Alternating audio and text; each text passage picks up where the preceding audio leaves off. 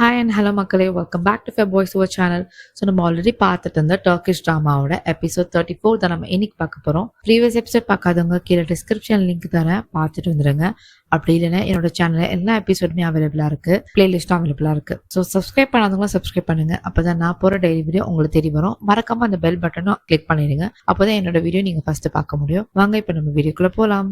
Episode 34ஓட ஸ்டார்டிங்கில் நம்ம hero வந்து அந்த டேபிளில் தான் உட்காந்துட்டு கேட்டுட்டு இருப்பான். நம்ம ஹீரோனோட அப்பாவை வந்து கோவத்தோட பார்த்துட்டு இருப்பான். அப்போ என்ன பண்ணுவான்னா, போயிட்டு அவரோட சட்டையை பிடிச்சி இழுத்து வால்ல நசுக்கி அவர் கழுத்தை பிடிச்சி இது பண்ணுவான். எவ்வளோ பேரை கொண்டு இருப்ப, எவ்வளோ பேரை டெஸ்ட்ராய் பண்ணியிருப்ப, உனக்கு இதெல்லாம் பத்தாதா, ஏன் இந்த மாதிரி பண்ற அப்படின்னு சொல்லிட்டு நம்ம ஹீரோ வந்து ஹீரோயினோட அப்பாவை வந்து கழுத்தை பிடிச்சி நெரிச்சிட்டு இருப்பான். அப்போ இந்த சைடு ஹீரோயின் வந்து விடுங்க விடுங்கன்னு சொல்லிட்டு இருப்பா. நம்ம ஹீரோ வந்து மரியாதை 3 பேர் வெளியே போங்க, நீ கண்ணு மேல நிக்காதீங்க, வீட்டை விட்டு வெளியே போங்க அப்படின்னு சொல்லிட்டு 3 பேர் பிடிச்சி தள்ளி விட்டுருவான். அப்போ வந்து நம்ம ஹீரோ வந்து அந்த ஃப்ரெண்டு கிட்ட புலம்பிட்டு இருப்பான். எனக்கு மட்டும் தெரியட்டும், அவன் தான் பண்ணது, எங்க அப்பா அம்மா கொலைக்கு அவன் தான் காரணம்னு எனக்கு ஃபுல்லா தெரியட்டும், அவனை நான் சும்மா விட மாட்டேன், என்கிட்ட இந்த மோசமான சாபம் அவன் பார்ப்பான் அப்படின்னு சொல்லிட்டு நம்ம ஹீரோ சொல்லுவான்.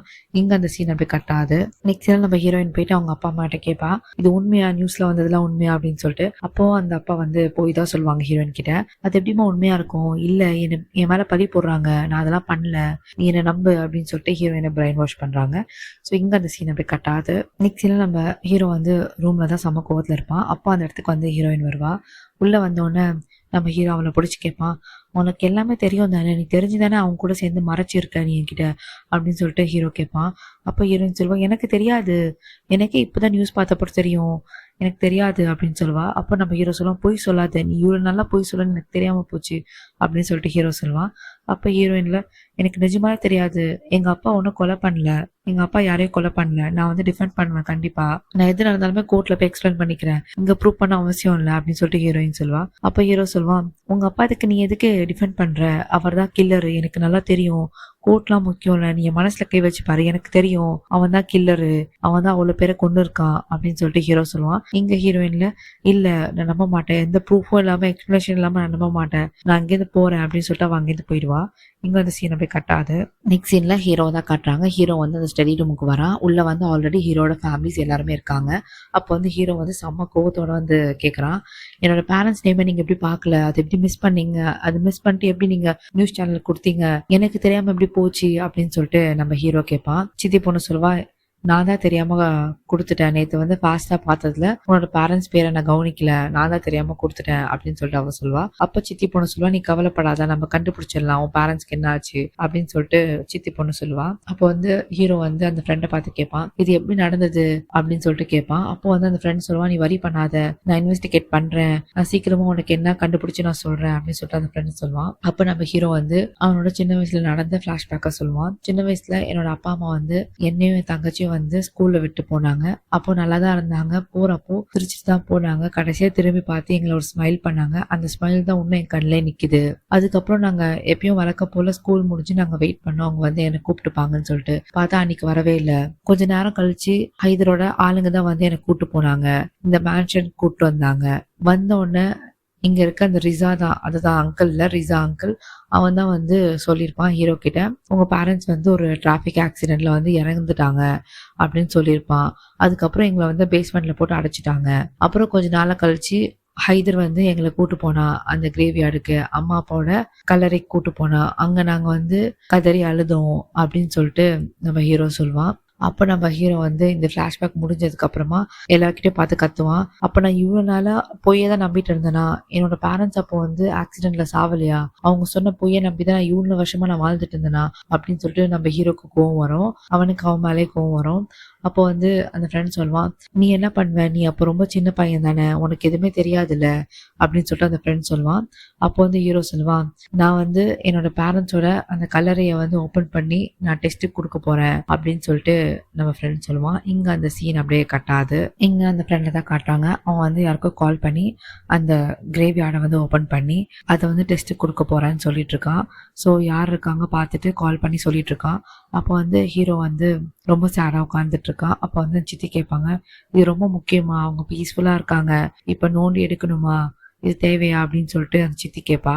அப்போ ஹீரோ சொல்றான், கண்டிப்பா தேவைதான், எனக்கு உண்மை தெரியணும். ஏன்னா வந்து ஒருவேளை அந்த கிரேவியார்ட்ல வந்து எங்க அப்பா அம்மா இல்லைன்னா, ஒருவேளை உயிரோட இருந்திருந்தா அப்போ சுச்சுவேஷனே மாறிடும்ல, அதுக்காக தான் நான் கேட்குறேன் அப்படின்னு சொல்லிட்டு அவன் சொல்லுவான். இங்க அந்த சீன் அப்படியே கட்டாது. ஸோ நம்ம ஹீரோயின் வந்து வீட்டுக்குள்ள போலான்னு போறப்போ அப்போ நம்ம ஹீரோ அந்த வீட்டுக்குள்ளேருந்து வெளியே வருவான்.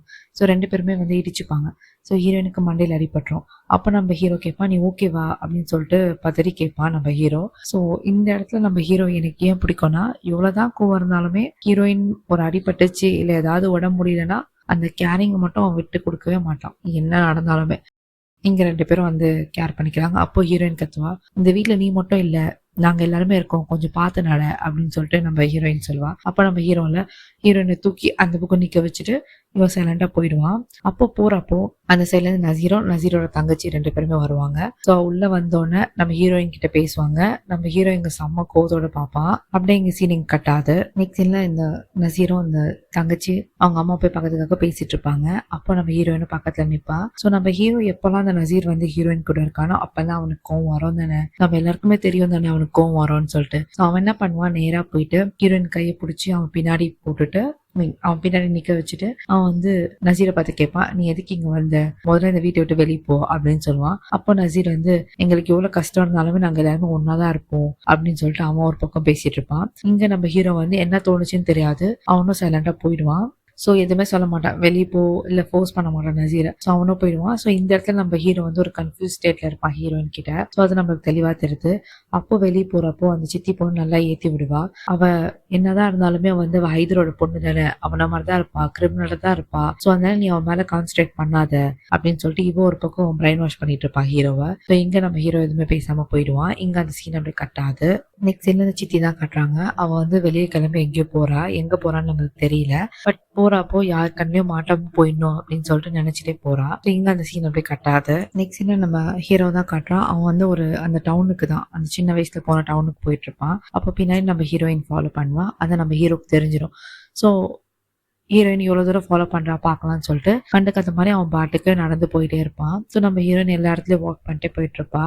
அப்போ ஒரு இடத்துல வந்து ஹீரோ வந்து காண போயிடுவான். அப்போ ஹீரோயின் தேடும் போது ஹீரோ சொல்லுவா, நான் இங்கதான் இருக்கேன் அப்படின்னு சொல்லி அவனே வருவான். அப்போ வந்து ஹீரோயின் வந்து சமாளிக்க பாப்பா, இங்க நான் வேற விஷயத்துக்கு வந்தேன் அப்படின்னு சொல்லிட்டு. அப்போ நம்ம ஹீரோல, நீ எதுக்கு வந்தேன்னு எனக்கு தெரியும், நீ என்ன தானே ஃபாலோ பண்ற அப்படின்னு சொல்லிட்டு ஹீரோ கேட்டுருவான். அப்ப ஹீரோயின்ல, ஆமா நான் உன்னதான் ஃபாலோ பண்றேன் அப்படின்னு சொல்லிட்டு உண்மையை ஒத்துப்பா. அப்ப ஹீரோயின் கேட்பா ஹீரோ பார்த்து, நீ எதுக்கு இங்க வந்திருக்க, என்ன விஷயம் சொல்லு அப்படின்னு சொல்லிட்டு. அப்ப ஹீரோ வந்து சொல்லுவான், நான் எதுக்கு ஆன்சர் பண்ணணும், முதல்ல நீ சொல்லு, நீ எதுக்கு இங்க வந்த அப்படின்னு சொல்லிட்டு ஹீரோ கேட்பான். அப்ப ஹீரோயின்ல, எனக்கு தெரிஞ்ச விஷயம் தான், நீ எப்படியோ பதில் சொல்ல மாட்டேன், நான் கிளம்புறேன் அப்படின்னு சொல்லிட்டு அங்கேருந்து போக பார்ப்பான். அப்போ வந்து நம்ம ஹீரோ வந்து பிடிச்சி எங்க போற அப்படின்னு சொல்லிட்டு ஹீரோ வந்து அவ ஹர்ட் ஆகிற மாதிரி நிறைய விஷயத்த பேசிடுவான். நீ இப்படிதான் அப்படிதான் அப்படின்னு சொல்லிட்டு நிறைய விஷயம் அவன் பேசுவான். அப்போ வந்து ஹீரோயின் சொல்வா, போதும் நிறுத்து, நீ இவ்வளவு சொல்றல எங்க அப்பா பத்தி, எங்க அப்பா உனக்கு புரியுதா, அவர் வந்து என்னோட அப்பா, தூங்கும் போது எனக்கு குட் நைட் சொல்றது, என் கூட இருக்கிறது, எனக்கு சப்போர்ட் பண்றது என்னோட அப்பா அவரு, நான் எப்படி அவர் விட்டு கொடுக்க முடியும் அப்படின்னு சொல்லிட்டு ஹீரோயின் கேட்பா.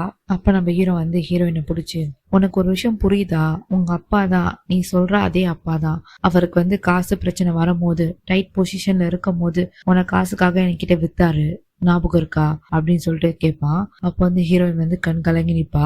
நீ ஜெயிச்சிட்ட, நான் வந்து ஹர்ட் ஆயிட்டேன், நான் இங்கிருந்து கிளம்புறேன் அப்படின்னு சொல்லிட்டு அவ மனசு உடஞ்சி அங்கிருந்து போவா. ஸோ இங்க அந்த சீன் அப்படியே கட்டாது. நெக்ஸ்ட் சீன்ல ஹீரோயினோட அப்பாவும் அம்மாவும் தான் காட்டுறாங்க. அப்போ ஹீரோயின் வந்து அங்கிருந்து வரா. அப்போ வந்து அவங்க அப்பா வந்து இங்க ஒரு விஷயத்த பண்றாரு. அவர் என்ன சொல்றாருன்னா ஹீரோயின் கிட்ட, இந்த விஷயம் எல்லாமே பண்ணது வந்து அங்கிள் தான் அப்படின்னு சொல்லிடுறாங்க. அதை கேட்டோன்னே ஹீரோயின் செம்ம ஷாக் ஆயிடுறா. ஏன் நீங்க என்கிட்ட முன்னாடியே சொல்ல அப்படின்னு சொல்லிட்டு ஹீரோயின் கேட்பா. அப்போ வந்து அவங்க அப்பா சொல்லுவாங்க, நான் எப்படி சொல்றது, அவன் வந்து என்னோட தம்பியாச்சு, அவன் இந்த மாதிரி இருக்கான்னு சொல்லிட்டு நான் எப்படி உங்ககிட்ட சொல்றது, நீ வருத்தப்படுவேன் தான் நான் சொல்லல அப்படின்னு சொல்லிட்டு அவங்க அப்பா சொல்லுவாங்க. அப்ப ஹீரோயின் புலம்புவா, சே இவ்வளவு நாளா நான் அவர் வந்து நல்லவன் நினைச்சிட்டு இருந்தேனே, நானு கெட்டது பண்ணிருப்பாரு எனக்கு தெரியவே தெரியாது அப்படின்னு சொல்லிட்டு அவ செம்மையா கோவப்பட்டாங்க, இது போயிடுவா. இங்க அந்த சீன் அப்படியே கட்டாது. நெக்ஸ்ட் நம்ம ஹீரோயினை தான் காட்டுறாங்க. அவ வந்து அந்த கார்டன் ஏரியால வெளியே உட்காந்துட்டு இன்னைக்கு நடந்த எல்லா விஷயத்தையுமே நினைச்சு அவ ஃபீல் பண்ணி அழுதுட்டு இருக்கா. அப்போ வந்து அவ அங்கிருந்து கிளம்பலான்னு போறப்போ ஹீரோவும் வருவான். ஸோ வந்த உடனே 2 பேரும் மறுபடியும் இடிச்சுப்பாங்க. இடிச்ச உடனே நம்ம ஹீரோ கிட்ட வந்து நம்ம ஹீரோயின் அவ்வளவு க்ளோஸ்ல இருப்பா. ஸோ அவ கண்ணுல வந்து கண்ணீர் போயிட்டு இருக்கும். ஸோ அதை வந்து நம்ம ஹீரோ தான் தொடச்சு விடுவான். ஸோ இங்க வந்து டயலாக்ஸே இருக்காது, வெறும் அந்த ஆக்ஷன் மூலியமா மட்டும் தான் போயிட்டு இருக்கும். ஸோ நம்ம ஹீரோயின் வந்து எதுவுமே பேச மாட்டா, அங்கிருந்து போயிடுவா. இங்க நம்ம ஹீரோவும் வந்து வருத்தப்படுவான் ஹீரோயின் கஷ்டப்படுறத பார்த்துட்டு. ஸோ இந்த இடத்துல வந்து நம்மளுக்கு ஒரு விஷயம் புரியுது. ஹீரோ வந்து ஹீரோயின் மேல கோவம் இருக்குதான். பட் அவனுக்கு வந்து ஹீரோயின் மேல இருக்க லவ்வா இல்ல அக்கறையா அந்த ஒரு விஷயம் வந்து அவன் கீப் ஆன் ஹீரோயின் கிட்ட போக தான் வைக்குது.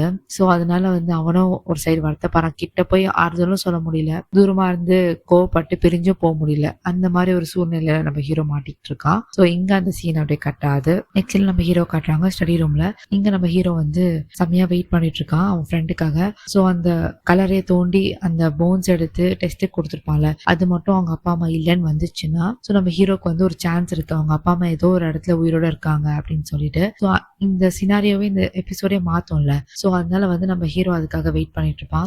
ஏதாவது மிராக்கல் நடக்க கூடாதா, ஏதாவது நடக்கணுமா அப்படின்னு சொல்லிட்டு வெயிட் பண்ணிட்டு இருப்பான்.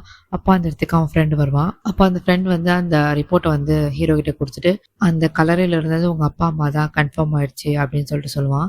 இங்க நம்ம ஹீரோ செம்ம ஷாக்கோட கண்ணுல தண்ணி ஊத்திட்டு இருக்கோம். அப்போ வந்து அந்த ஃப்ரெண்டு இன்னொரு பேஜை திருப்பி காட்டுவான். ஸோ அந்த இதுல வந்து மார்க் பண்ணிருக்கு போல அந்த ரிப்போர்ட்ல. ஸோ புல்லட் மார்க்ஸ் எங்கெல்லாம் இறங்கியிருக்கு அப்படின்னு சொல்லிட்டு காமிச்சிட்டு அவங்கள வந்து புல்லட்டால தான் செத்துருக்காங்க, கன் ஷாட் பட்டு தான் செத்துருக்காங்க அப்படின்னு சொன்னோன்னே நம்ம ஹீரோ அதை பார்த்துட்டு அந்த லெட்டர் ரிப்போர்ட்டை போய் கீழே போட்டுருவான். போட்டுட்டு செம்மையா தேம்பி அழுவான். அப்போ வந்து அவன் கேட்பான், அப்போ வந்து அந்த ஹைதர் வந்து எங்க அப்பா அம்மாவை கொண்டுட்டானா அப்படின்னு சொல்லிட்டு அந்த ஃப்ரெண்டு கிட்ட கேட்பான். ஸோ நம்ம ஹீரோக்கும் செம்ம கோவம் வரும். அங்க இருக்க பக்கத்துல இருக்க பொருள் எல்லாமே உடைப்பான், தூக்கி போட்டு.